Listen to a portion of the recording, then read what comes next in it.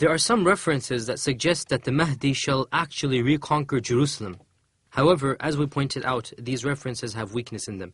And this is the same hadith that we said that is in the Sunan of At-Tirmidhi, in which the Prophet ﷺ said that a group of people will come from the place of Khurasan that shall carry black flags as their banners. Nothing will prevent them, nothing will be able to stop them until they plant these flags at Iliya. And Iliya is one of the names of Jerusalem. So as we said, this hadith is weak because it has in it Rishdin ibn Sa'd, and scholars of hadith, the famous ones, including Yahya ibn Ma'in, Imam Ahmad, and even Imam At-Tirmidhi, who reported this hadith, he hinted at its weakness. Also, the hadith does not mention the Mahdi by name, but it does mention the black flags, which, as we said, is one of the signs of the Mahdi, and Allah knows best. So this hadith has a slight weakness in it. Therefore, as we said, weak hadith, we cannot base our aqeedah on them. However, at the same time, there is no harm in narrating these ahadith and mentioning that they are weak, and Allahu A'lam whether this is true or not. We cannot state so for certain. However, there is a possibility that it might be true as well. There are other ahadith which indicate that the Mahdi will conquer Constantinople. In a hadith reported in the Sahih of Imam Muslim, Abu Hurairah narrated that the Prophet ﷺ said, "The day of judgment shall not happen until the Romans camp at a place called Al-A'maq," or in another narration he said Dabiq, which is a place in Syria. "And there shall come to meet them, to fight them, an army from Medina. And they shall be of the best of the people of the earth at that time, on that day. They shall be the best inhabitants of earth.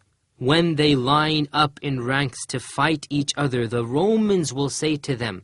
So picture the scene now. The Romans are lined up, the Muslims from Medina. And by the way, this is another reference, even though it is not explicit, that the Mahdi will be from Medina. And Allah knows best. And so the Romans will say to them, "Leave us and the people whom you took as prisoners from us. We are going to fight them." So notice now, and this is a very interesting hadith, and a lot of interpretation has gone into it from the scholars. And as we said, it is in Sahih Muslim, so there is no doubt as to its authenticity. They will say to the Muslims, "Leave us, fight those whom you took as prisoners from amongst us." Why would they want to fight their own people? The Muslims will respond, "La wallahi, no, we swear by Allah, we will never hand you over our brothers." This is why the people are Muslims now. So look, something would have happened before this time. Before we go to the hadith, we explain this phrase. Something has happened, and this is one of the signs of the Day of Judgment, but because it's not related to the Mahdi, we will not go into too much detail. But apparently there will be a lot of converts from amongst the Romans. And many of these converts would have been taken prisoners before, and they would have eventually accepted Islam. When they accept Islam, they are now lining up with the Muslims against their own people, against the Romans. And the Romans are saying, "Leave us fight." They are now angry at their own people who have left the religion. "Leave us to fight our own people whom you took as prisoners of war." The Muslims will say, "No, we will never, by Allah, we swear by Allah, abandon our brothers, ikhwanana." So they will fight. The Romans and the Muslims, they will fight. And a third of them, of the Muslims, will abandon, they will flee. The Prophet ﷺ said, Allah will never forgive them. A third of them will die.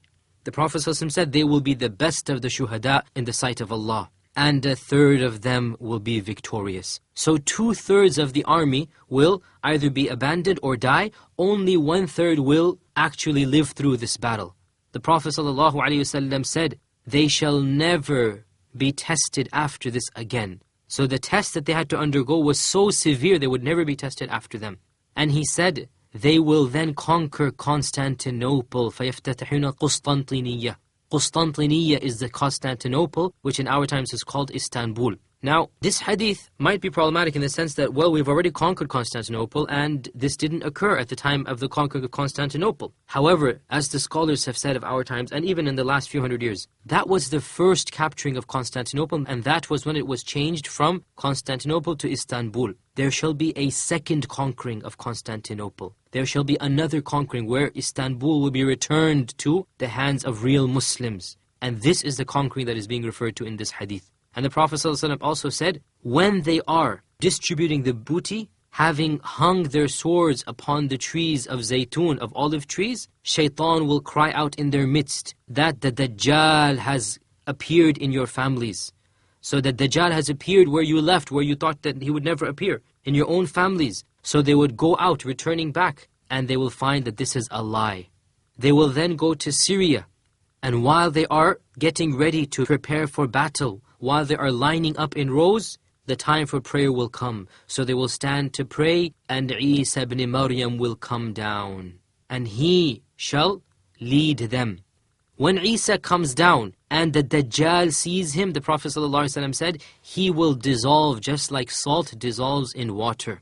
And if they were to leave him, in other words, if they were to leave the Dajjal, he will have died by his own self when he sees Isa. But they will not let him die. And Allah will kill the Dajjal through the hands of Isa. In other words, Isa will kill the Dajjal, and Isa will show the blood of Dajjal on his spear, on his sword that he has. So this beautiful hadith in Sahih Muslim, which really we can talk a lot about, but it hints, it doesn't say explicitly, it hints that the army that conquers Constantinople will then go on to Syria, and when they are lining up in rows, Isa ibn Maryam will come down, and the Mahdi is the Imam of the Muslims. So this is a hint or a reference to the fact that the same army that Isa descends upon will be the army that conquers Constantinople. And how will it conquer Constantinople? Other ahadith tell us, when they are waiting outside of Constantinople, when they have surrounded it, when they have laid siege to the city, they shall not be able to attack it. It will be too fortified for them. And then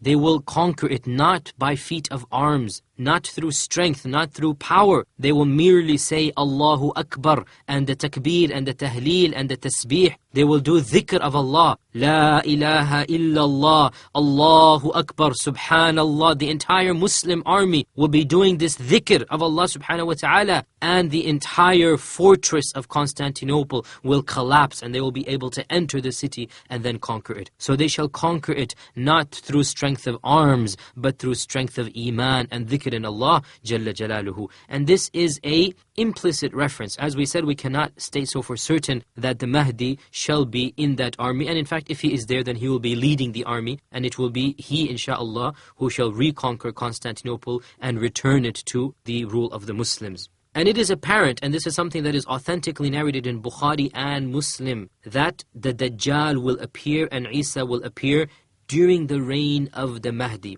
In fact, the most authentic hadith about the Mahdi, reported in Bukhari and Muslim, is the hadith reported by Abu Hurairah radiyallahu ta'ala an, in which he says that the Prophet sallallahu alayhi wasallam said, كَيْفَ أَنْتُمْ إِذَا نَزَلَ ابْنُ مَرْيَمَ فِيكُمْ وَإِمَامُكُمْ مِنْكُمْ. How will you be when Jesus Christ, when the son of Mary, when the son of Maryam descends amongst you, and your leader will be one of you?